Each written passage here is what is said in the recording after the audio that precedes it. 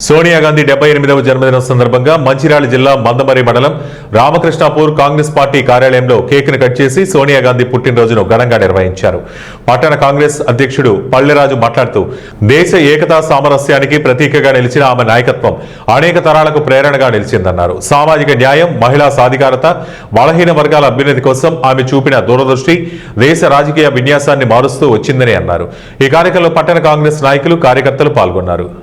Ramakrishnapur Congress party కార్యాలయంలో Sonia Gandhi birthday సందర్భంగా ఘనంగా ఏర్పాటు చేయడం జరిగింది.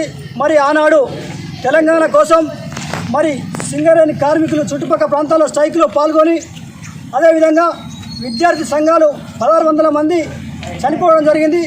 అది అమ్మ ప్రాణం చిరించిపోయి మరి తెలంగాణ ఇచ్చింది. మనకు అంతకన్నా గొప్ప విషయం ఏముందని తెలియజేస్తూ మరోసారి రామకృష్ణాపూర్ పట్టణ ప్రజల తరఫున జన్మదిన శుభాకాంక్షలు తెలియజేస్తూ మరి రానున్న రోజుల్లో రాహుల్ గాంధీని ప్రధానమంత్రి చేయాల్సిందిగా కోరుకుంటూ సెలవు తీసుకుంటున్నాను.